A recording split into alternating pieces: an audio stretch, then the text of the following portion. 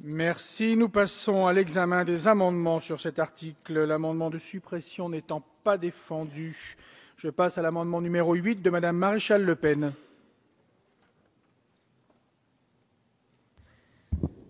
Oui, alors mon amendement a surtout vocation à mettre le doigt sur une disposition qui m'a un petit peu étonnée. Alors moi, je veux bien qu'on adopte des amendements en commission chaque fois que quelque chose nous passe par la tête.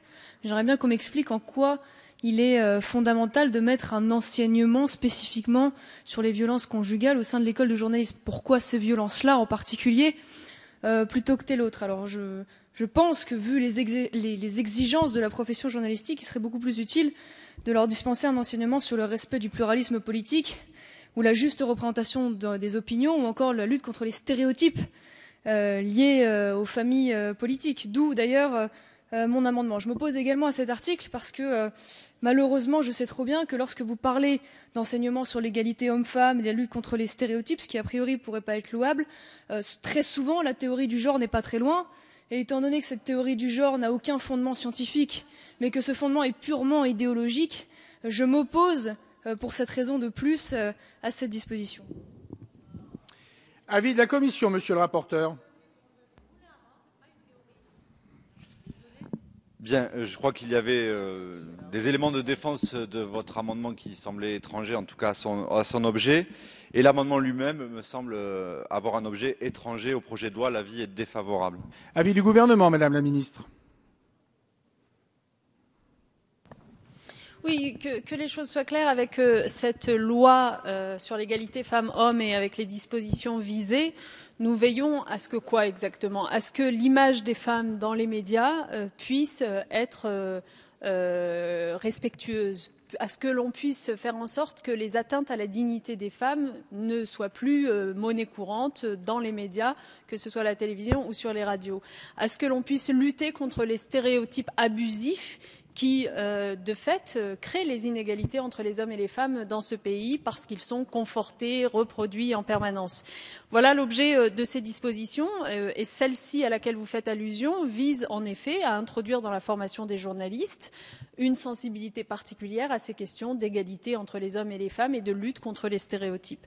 Maintenant, vous nous invitez à demander au Conseil supérieur de l'audiovisuel d'assurer le respect de l'expression pluraliste des courants de pensée et des familles politiques, mais j'ai envie de vous dire c'est déjà le cas.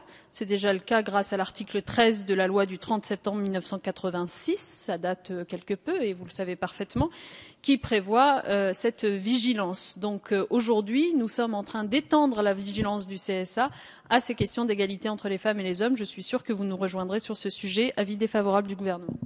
Madame Maréchal Le Pen. Oui, j'entends ce que vous dites, Madame la Ministre, mais je me posais juste la question de savoir pourquoi spécifiquement les violences conjugales enseignées aux journalistes. C'était simplement ça, parce que je ne vois pas pourquoi plus ces violences-là que les autres. Et ça me donne un petit peu le sentiment, je vous le cache pas, en gros, que ça traverse l'esprit à un moment donné, donc on adopte ça en commission de façon un petit peu légère, parce qu'on est un peu dans la surenchère.